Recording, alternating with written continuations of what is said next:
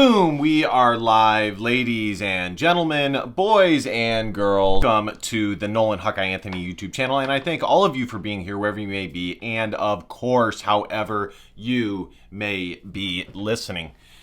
There's actually a different episode that I want to do. Actually, you know what? I'm gonna do it all in this show. First and foremost, I just want to apologize for being away for multiple days.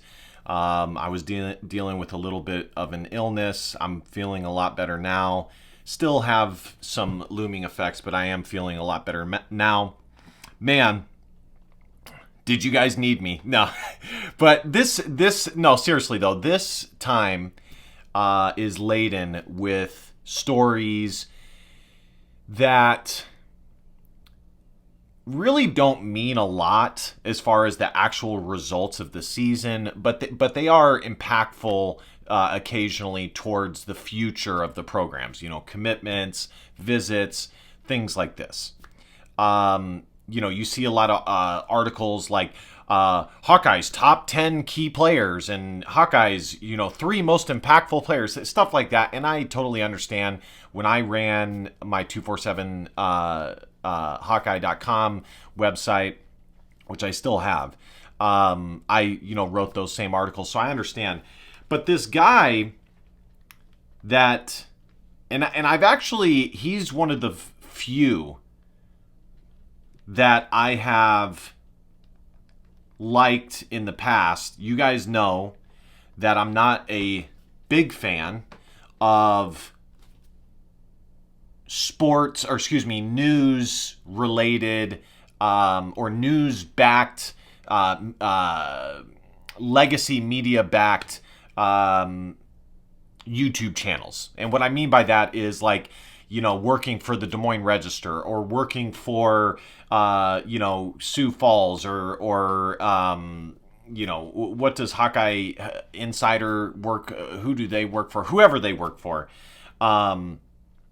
I think it is the Des Moines Register is something else. I'm trying to remember the other one, probably the biggest one as far as strictly Iowa Hawkeye stuff, and it of course is related. It literally says part of the USA Today network. And I always tell you guys, the reason why I am not a fan of this is because I am a fan of Iowa sports, and I can tell when there are people who might somewhat like Iowa, but it's mostly by approximation or proximity, or by virtue of what they do for a living, rather than them being true Iowa Hawkeye fans. And usually what they say is censored because they want to maintain their relationships with the players, the coaches, and of course the news network that they work for. So anyways, I don't love, and I think a lot of Iowa fans feel the same way, these sort of entities. And then, so anyways,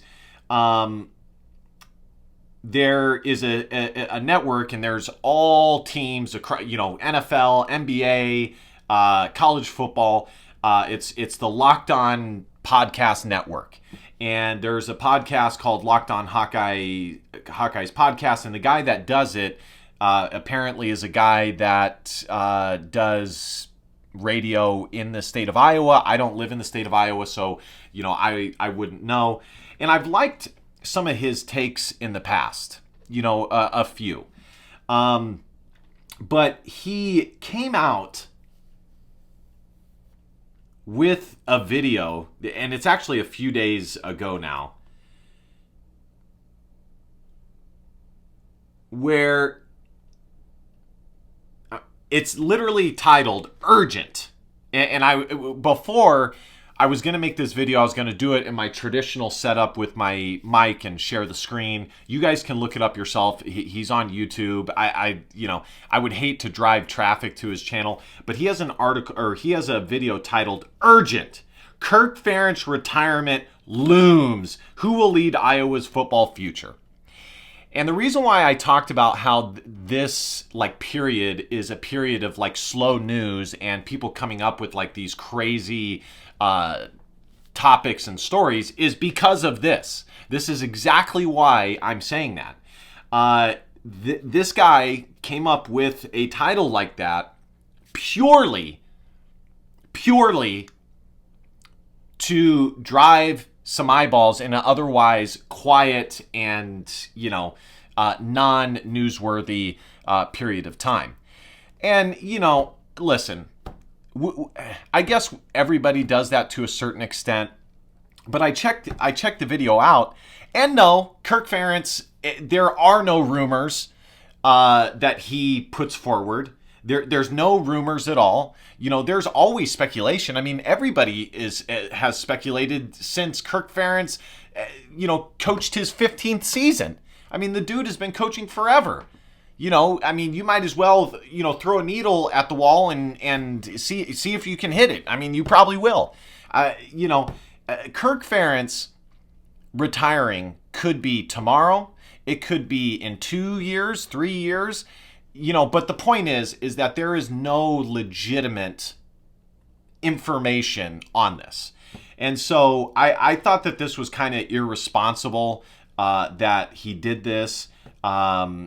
He did it because the rest of the video is who will lead Iowa's football future. And he did that as a lead-in to that topic, who will lead Iowa's football future. So just for what it's worth, and he detailed how he has a growing affinity for Tim Lester.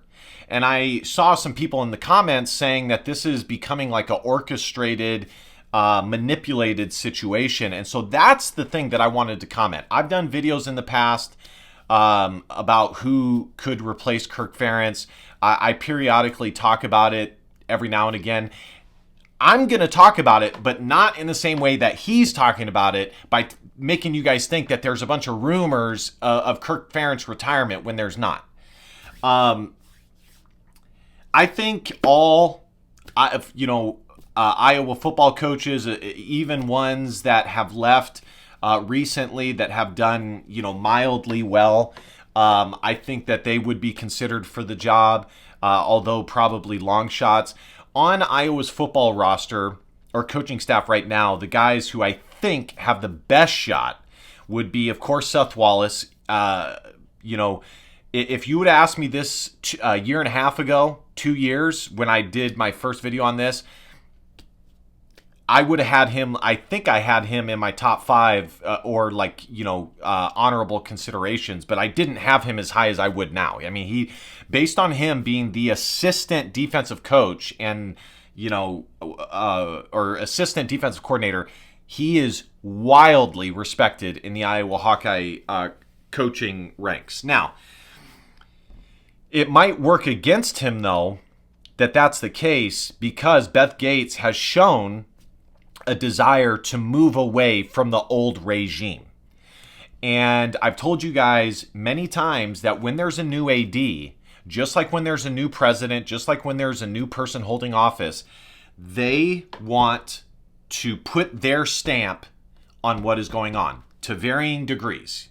Different strokes for different folks, varying levels, but regardless, they want to put their stamp on whatever job they're doing, because that's what they were hired for, okay? So that means that when they can, they will bring somebody on who is their hire. And so I think this goes for every Iowa coach. Anybody who coached with Kirk Ferentz, especially the guys that currently coach with Kirk Ferentz, I think would have somewhat of an uphill battle. They would have to prove without a shadow of a doubt to Beth Gates that they would be able to take Iowa in a direction or to heights that in some way would vary from what we've seen from Kirk Ferentz, while also somehow maintaining what made him great. So I think he would be on the short list. I think LeVar Woods would be on the short list. Phil Parker, I think could be. I think he's probably too old, unfortunately. And just because you're a good coordinator doesn't mean that you're necessarily would make a good head football coach. He's probably too old, so he's probably out of the question. But you never know. I don't know exactly how old Phil Parker is. Let me take a look real quick. Phil Parker is 62 years old, and Kirk Ferentz is 69. So I think it's probably out of the question, considering Phil Parker hasn't been like a major recruiting guy even before all the NIL stuff. It doesn't mean he won't do it, but he's never been like one of the main major recruits. He's kind of been the guy for like major recruits that can help deliver that recruit and bring him home, but he's not the primary recruiter. Now that's not like unusual. Coordinators don't have a ton of time to do that as is, but in different circumstances, you might do it more or less to build your program up faster and make more of a stamp. But he might not like the current state of college football, and he probably would want, my guess is he would want nothing to do with it, as he hasn't liked it before. But you could actually make the case, if he became head coach, he would actually have to recruit less than he would have if he stayed a defensive coordinator. Regardless, I think he's probably too old. The only way that I would think that it might work is if Kirk Ferentz retired next year. I think what would be more likely is of a situation, not saying that this would happen, but what would be more likely to happen or occur would be Kirk Ferentz retires, they promote Seth Wallace or whoever the next head coach is, and they keep Phil Parker around to usher in, while staying connected to the previous regime, usher in the new era. So, and then, of course, the Kansas State head coach, I think, he might be a name, but he's kind of getting up there in age too.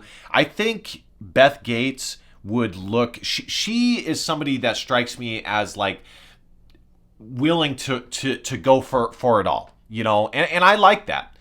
Now, when you fail, it can be a big failure, but I do like that she seems willing to really do what it takes and get some of these big names, as we saw in the basketball search for these vacancies. So I think she would probably lean towards a younger coach with maybe some proven track record. Somewhere a little bit, maybe a little bit less.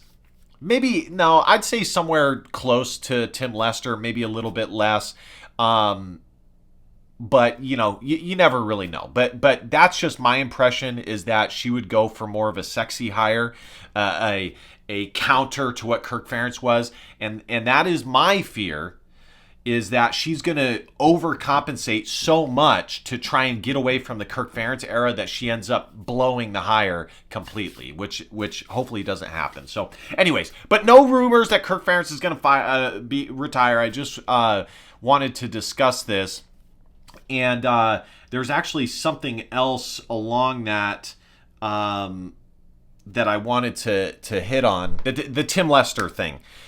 So a lot of Iowa fans, and I think it's logical to think this. I am starting to see this as well. I've told you guys in the past many times that the Iowa media, the legacy media, they are cyclical, and there's news topics and things that they want to promote that they all start to promote, and we start hearing like common threads and common things being pushed out. And let me tell you something: if you don't think that these universities have sources in these news organizations to get stories out there and get titles out there to manipulate the way the fan base views the current situation, you're mistaken. Okay, at the highest levels of anything is this sort of manipulation and operation. Okay, I don't want to sound conspiratorial, but that is absolutely the case. So I think it absolutely is possible that Tim Lester is going to be, and I've already said that in the past, that if he did well, he could become the heir apparent to Kirk Ferentz. And I now I'm even more positive that that's the case. Now, here's my take. I am not like this guy from Locked On. I am not, and I'm going to link his video and tag him in my video, but I am not going to jump on the bandwagon of Tim Lester right away. Okay. Did he do some good things in year one? Sure. Is he maybe a decent candidate just, from a 1,000-foot view, looking at him, what he's done, the people he knows and the relationships he has, and, kind of what we've seen thus far as Iowa fans? Yeah. I mean, I can admit that. I mean, I can think of worse candidates than a Tim Lester. And who knows? Maybe, again, in football, being a head coach is not the same as being, it doesn't always translate your success as a coordinator to your success as a head coach or vice versa. It is possible that somebody is a decent coordinator, but they make an even better head coach. So with that said, though, I don't think he has earned it. And I think that there are some people on the Iowa staff that are, just as close, maybe a little bit less than he is as far as resume goes to get that job. Namely, Seth Wallace. I think maybe you could put LeVar Woods in there. Obviously, LeVar Woods hasn't, been a coordinator for offense or defense, but unfortunately, he's been kind of pigeonholed into the special teams coordinator aspect. But nonetheless, he's done a dang good job, a bang up job. But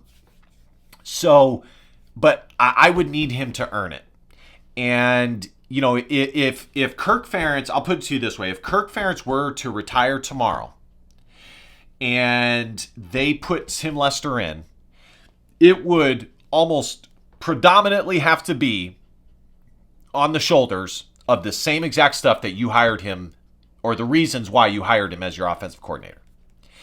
And I'm not necessarily behind that.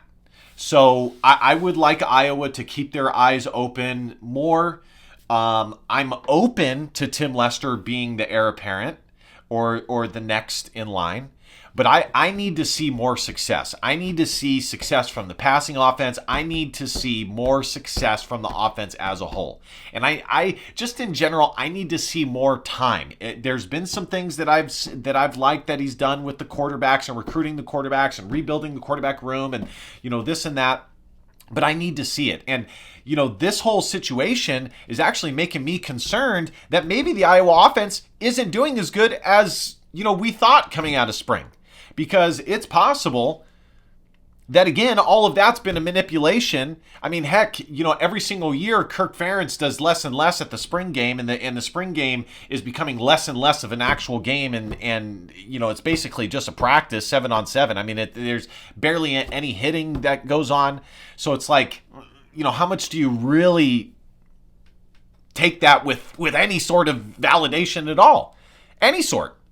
So, bottom line is, I need to see it come Saturdays. And, if Iowa has a Friday or Thursday night game, I need to see more, and I need at least a year's worth more of seeing him recruit, land talent, rebuild these rooms, develop these rooms. So far, it's been decent, and I've been on record saying that multiple times.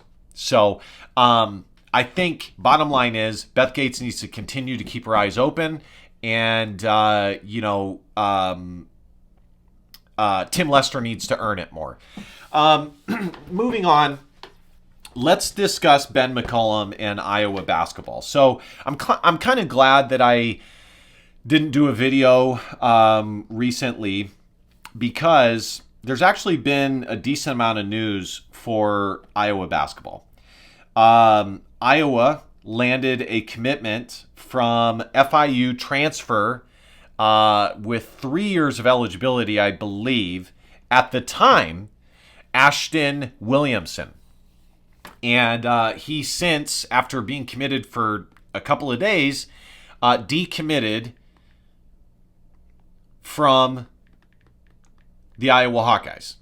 Now, I haven't had a ton of time to, look into the reason why. Let's just read this article. McCollum and his staff rebuilt the Iowa roster. The Hawkeyes also added in-state Trevin Urick, yada, yada, yada. Williamson will no longer join the Iowa men's basketball program after initially committing to them on May 21st. Williamson's decommitment is a blow to first-year head coach who already lost commitment of 2026 three-star prospect Navan Shabazz. And I'm glad I read this because I actually wasn't even going to take that into consideration. Before committing to FIU and entering the transfer portal, Ashton Williamson was from Gary, Indiana. And he averaged 7.3, 2.7 assists, 2.5 rebounds in his first year at FIU. So, it could be anything from NIL. It could be, let me just further on the course of news. Then Iowa landed. Actually, they landed this guy before Ashton decommitted, but they landed Joey Massioni, I believe it is, a former Drake player, 6'8" forward. Just a guy to kind of round out the roster. Mattioni. He's got good size. If Ben believes that he can play at the Big Ten level, I will trust him for now that that's the case. I can almost guarantee that nowadays Iowa basketball programs and football with NIL and transfer portal, it's kind of like pro sports. They have a big board of guys, given the amount of money that they have available to them and roster spots that they have available and scholarship spots, it's a mix and match. This guy's off the board, this guy's still on the board, this guy's off the board, so on and so on. And I can almost guarantee, with regards to Joey, Iowa went after some other names. When they missed, on multiple, and the board was getting smaller and smaller, they came back to Joey. And they decided, okay, given where we're at, and there's some of these guys aren't on the roster. We got to fill up the roster regardless. Get some guys. This kid has 3 years eligibility. He can still develop, and he's got good size. We'll go ahead and take him. That's my guess of how it transpired. It doesn't mean that they don't believe in him, because they do, or else they wouldn't have given him the scholarship. But there were probably guys that they had ahead of him, which is why it took so long for him to commit to Iowa. Because you have to admit, if Iowa wanted him right off the bat, he would have committed right off the bat like all these other Drake players did. But he was not as coveted, because he was a redshirt freshman last year, and Iowa probably had some other names on the board. Fast forward to today, and Iowa announced that they received a commitment from his son, Peyton McCollum. And Peyton McCollum played at Waukee Northwest, or Southwest, is it Northwest, last year. I'm waiting for the article to load here. And then again, of course, as the previous article said, 2026 guard, Navan Shabazz, who was formerly recommitted to Ben McCollum. I did a video on this. He decommitted. I think it was probably that Iowa had laid off of him and weren't as interested in keeping his commitment as maybe initially when they first had gotten to Iowa. Peyton McCollum will be joining the University of Iowa basketball program this fall. Peyton McCollum is the third class of 2025 prospect to join the Iowa roster, joining West Des Moines' Trevin Urick and Oklahoma's Tate Sage. Peyton McCollum is the oldest son of the Hawkeyes' first-year head coach, 6'2", 170 guard. and he played at Waukee Northwest. He averaged 13.1 points, 5.2 assists, 3.8 rebounds, 1.1 steals. He was an All-State honoree.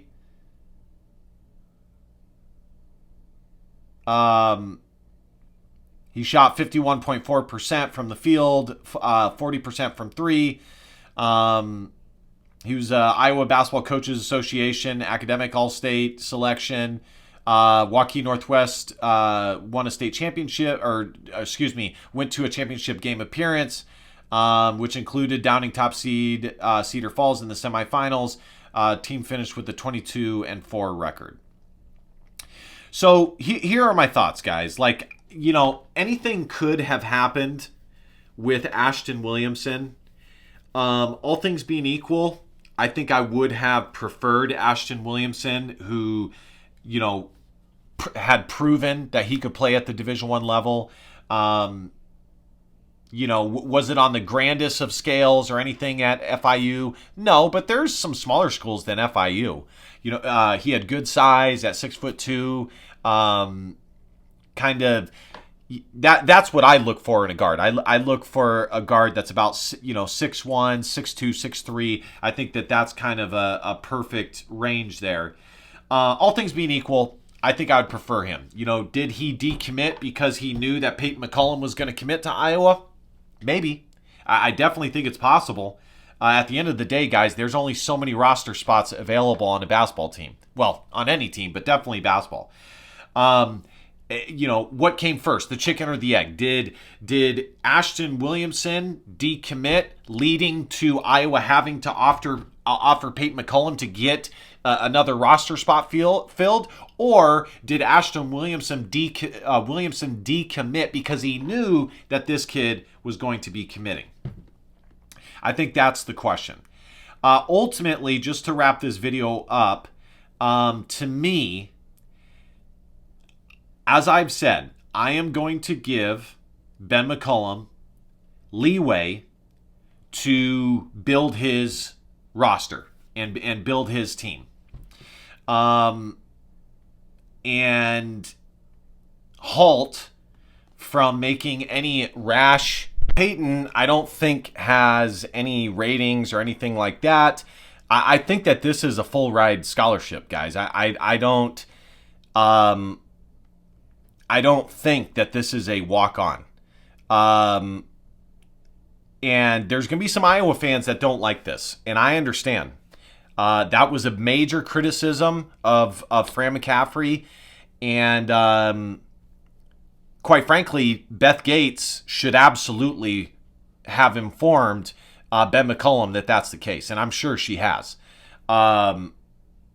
Ultimately, it's his roster, his team to do with as he sees fit, and I'm not against sons playing on their father's teams. There's been plenty of examples of it being successful. Usually they're good team guys, and usually they actually are much better than you would anticipate them being. But the other side of the coin is sometimes they play more than they should. But if Iowa fans were upset with Connor McCaffrey and oh my gosh, what is his name? And Patrick McCaffrey, who were borderline 4-star recruits, including the third McCaffrey, playing at Iowa, they're probably not going to love this either. Now he's going to be given a long rope with this, yeah. I don't see any ratings for him or anything like that. And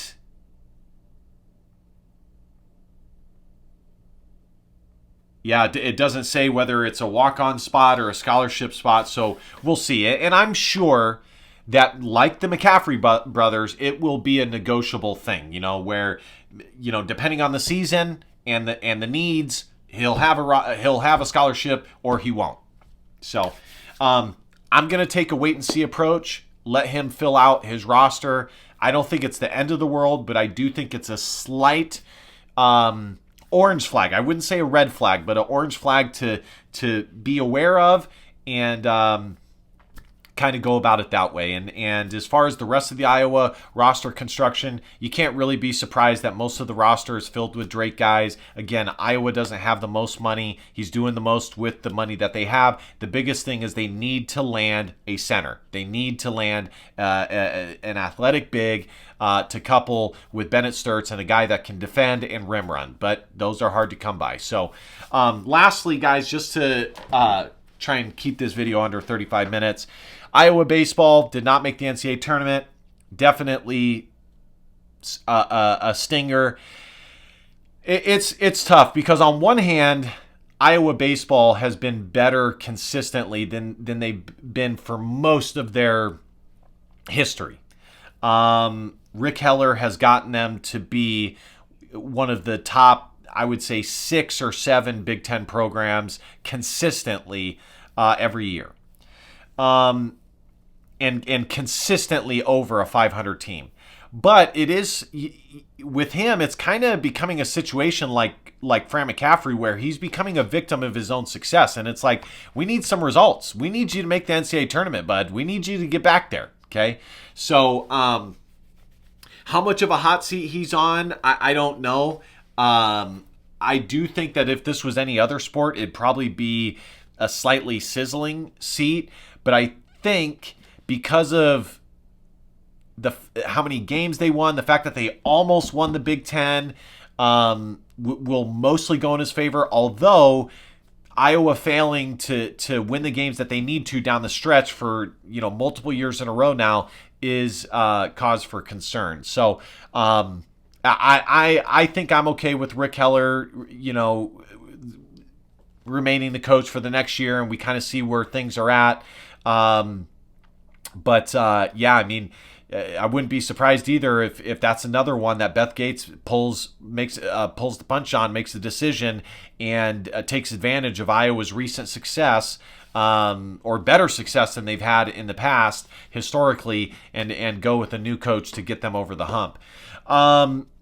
Lastly, the Iowa State rivalry game. Apparently, there's a new agreement, especially with I think it's associated with the TV deals, that's going to have the Big Ten play SEC teams. I don't know how many, or if it's every Big Ten team. I don't know. I would need to look into the specifics. I just want to give you guys my opinion on the Cyhawk game, and just in general how I feel about that. In general, I think 2027 it is possible that after 2027 that the Cyhawk series goes away. I don't really care, but I've told you guys many times that as somebody that lives outside the state of Iowa, the way I view the Cyhawk game is different than how people who, and I've never lived in Iowa, how people who live or have lived in the state of Iowa or grew up in the state of Iowa feel about the Cyhawk game.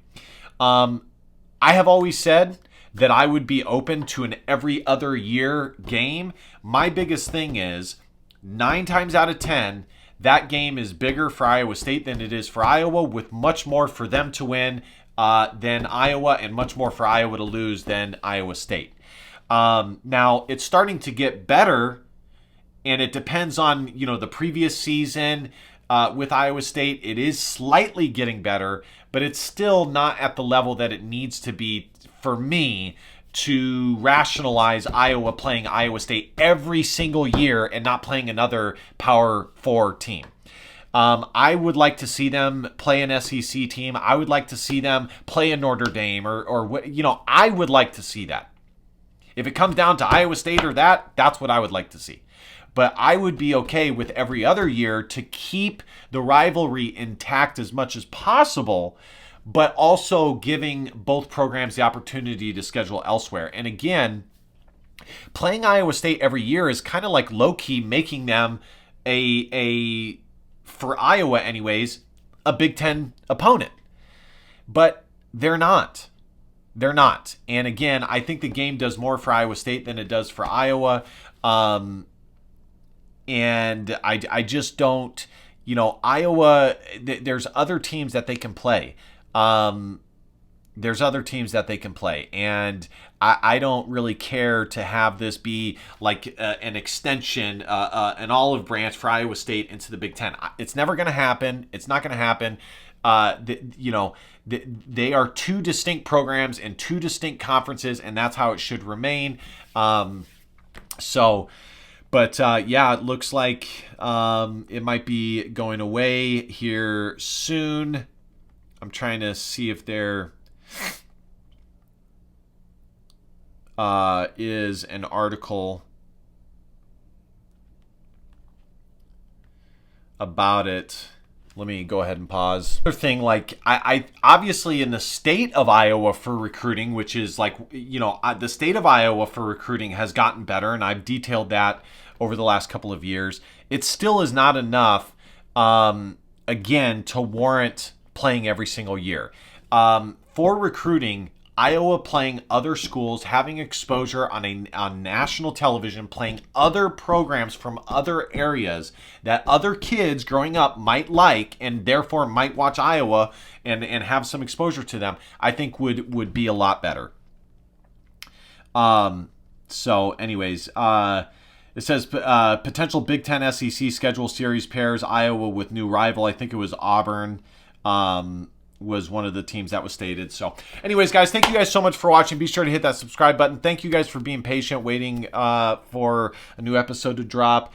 Sometimes you just got to rest and get healthy. Be sure to like, comment, share. You guys know the drill. And of course, subscribe. And last but not least, DBAP, don't be a pussy willow. In facts or feelings, because your feelings just don't matter. Love you, Hawk fans. See you guys next time. Go Hawks. Bye-bye.